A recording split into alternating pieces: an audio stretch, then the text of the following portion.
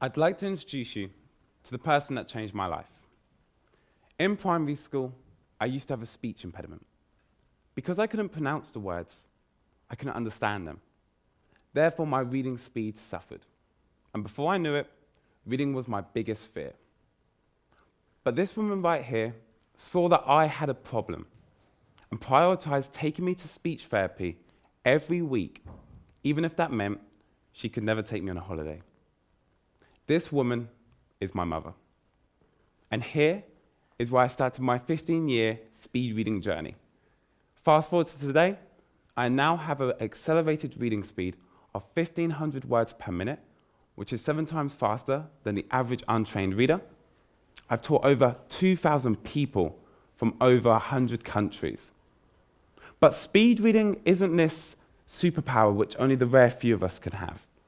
Just like any skill, it can be learned, and it's easy when you know how. But first, you need an open mindset. There is no such thing as a bad reader, just those with bad reading habits. So once you know what habits are holding your reading speed back, it's a lot easier to read faster.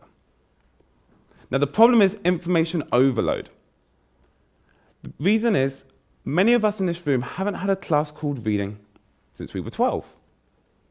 Yet every other subject, such as maths and science, has progressively gotten harder. Yet we're forced to keep up with this information overload with the reading skills of a 12-year-old. Now, the end of today, everyone in this room will leave with some of the speed reading techniques that I have learned that will help you read not only faster, but more effectively. But first, let's take a look at those bad habits. Bad habit number 1, sub-vocalization. Sub-vocalization is that little voice in your head that you use from time to time when you read. From a young age, many of us are taught to read aloud. And as we progress, we then read inside our heads. At least I was. Studies have shown the average talking speed is 250 words per minute. So it's no surprise that the average reading speed is between 200 and 250 words per minute. So the average untrained reader can only read as fast as they can talk. So if we want to read faster, we must start to see the words as opposed to hear them. And we do this already. Picture this, when you see a stop sign, the words stop are clearly printed. We don't read the word stop aloud. We understand the meaning of the word, therefore we only see it. But how do we reduce sub-vocalization right now? We need to distract our brain by using small distractions. So tip number 1, press the tip of your tongue to the roof of your mouth. For 2 reasons. This will stop you mouthing the words as you're reading, and it will also create a small distraction for your brain, not so large that it will take your mind away from the focus. Tip number 2, your environment. Your environment is key. Have you ever noticed when you walk into a coffee shop that sometimes you see people working? And it's not because of the good caffeine. It's because coffee shops have learned to create an environment which is optimum for productivity. The environment's not too loud where you get distracted with what's going on around you, nor too quiet where your brain begins to wander. The key is to get the brain into a state of relaxation, whether that's listening to music without lyrics, such as classical music, or studying in a spot which is consistent and personable to you. The key is consistency. Bad habit number 2, regression. Now, by a show of hands, who in here has got to the end of a page and thought, what have I just read? Or even worse, the end of a sentence, myself included. And naturally, we go back to the top of the page, hoping this time somehow the information goes in, but to no luck. The reason is because the author often has to give context, so by the time our eyes have reached the key points, we're exhausted. Picture this, you're watching a movie, and you're a couple scenes in, and it doesn't quite make sense, almost like you've missed a couple key scenes. And then suddenly, it clicks. It all makes sense, and you understand why the movie was set out the way it was.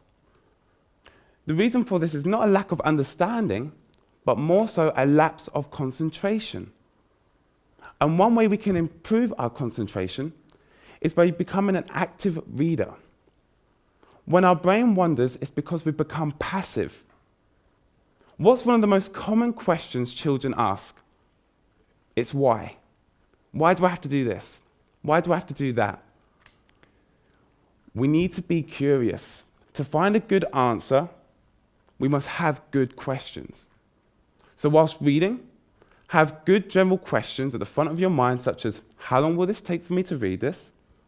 What am I looking for? And what key figures and words do I need to find? Tip number 2, gliding. For gliding, you will need to use an object such as a credit card or any piece of object that you can use to cover up the sentence you've just read. Now, the great thing about gliding is it removes your safety net to reread the sentence you've just read, meaning you've got to pay attention to the sentence you're reading because you know there's no way you can go back. Bad habit number 3, fixations. Fixations are where your eyes are still on the page. Now, on average, an untrained reader has between 10 to 15 fixations. Read this sentence for me. Just take your time. There's no rush. I'm not testing you. Now, to improve the number of fixations that you make, the first tip is use a pacer. You can either use your hand or your pen to underline the sentence as you're reading. Now, this is set to the average reading speed of 250 words per minute. Now, the great thing about the pacer is 2 things. 1, it maintains a reading speed. Often when we read, we don't realize how fast or slow we're reading until it's too late. And number 2, it increases and encourages our eyes to read faster because we're forced to read at an accelerated rate. Tip number 2, bouncing. Now, for bouncing, you'll need to segment your page into 3 columns. A word of caution, please make sure it's your book before you start drawing in it. Don't do what I did with a library book that was 50 years old, because it will cost you £200 to replace. An expensive lesson, one that I've learned from. Now, once you've made the 3 columns, you want to bounce your eyes in the middle word in the first column, over to the second one, and over to the third one, using your peripheral vision to read either words, either side. So there we have it. The 3 habits holding your reading speed back.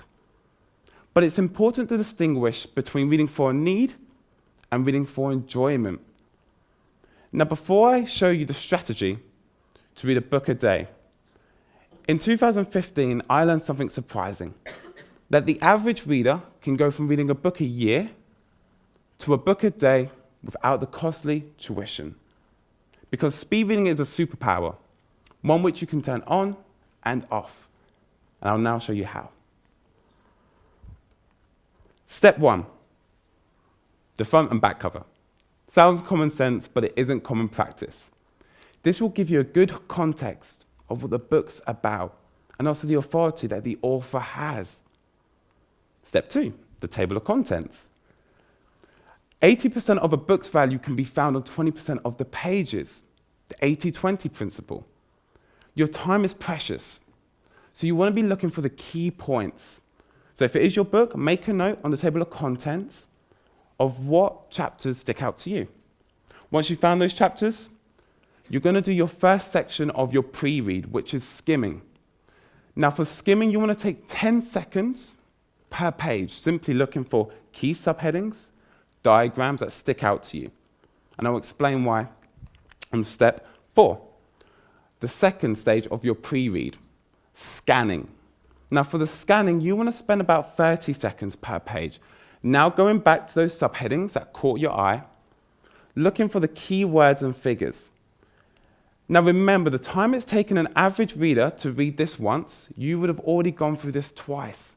You're becoming familiar with the content.